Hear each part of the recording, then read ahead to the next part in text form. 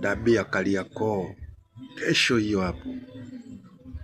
Kinaenda kupigwa pale Amani Complex. Simba na Yanga watani wa jadi hapo. Dabi ni dabi tu ndugu zangu, haijalishi. Dabi ni dabi, iwe ya Muungano, iwe ya Ligi, iwe ya FA. Japokuwa hakuna dabi ya kirafiki. Dabi mara nyingi inakuwa ni mashindano, ya kwenye mashindano. Kesho naona kuna mtu anaenda kupasuka vizuri tu, anaenda kupokea kichapo chake kitakatifu, alafu anakaa anatulia anangojea Jumapili nayo tena Jumapili nayo tena hatoki mtu. Hii ya kesho ya Muungano hii haina mjadala, lazima mtu mmoja aibuke kidedea. Lazima, kwa sababu ni finali. Na Jumapili mtu anaweza akajitetea, akambulia hata sare. Akakukuruka, akambulia hata sare. Jumapili hapo, lakini shughuli ni nzito. Yanga utopolo, nyinyi mjipange. Yaani kesho mnaenda kuumia vizuri sana. Hakuna cha kujeleza. Lazima Jumatano muumie, na Jumapili vile vile mnaumia. Msianze kulalamika, sijui Jumapili uwanja mdogo. Nyenye ndo mlianza mkapeleka dabi ya Amani, watu wakaingia 14,000. Asa Amani pamoja na Meja Jenerali Isamuyo imetofautiana mashabiki tu, si mashabiki 4,000. Meja Jenerali inaingiza mashabiki 10,000. Umezidi paka uwanja wa Chamazi, umezidi uwanja wa KMC. Kule uwanja ni mkubwa, ila watakao wahi ndo watakaoingia. Hamna jinsi ya kuescape hiyo kitu.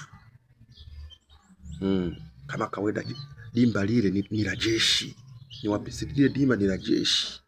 Kuweni makini, sije mkatia aibu, mkajilia kupita mlango wa nyuma hapo mkakutana na vitu visivyofaa.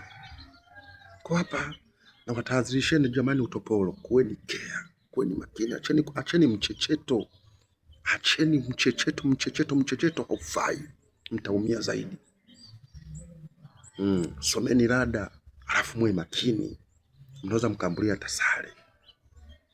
Lakini kwa namna mnyama wa mwituni, mfalme wa Simba Sports Club alivyojipanga, wewe uto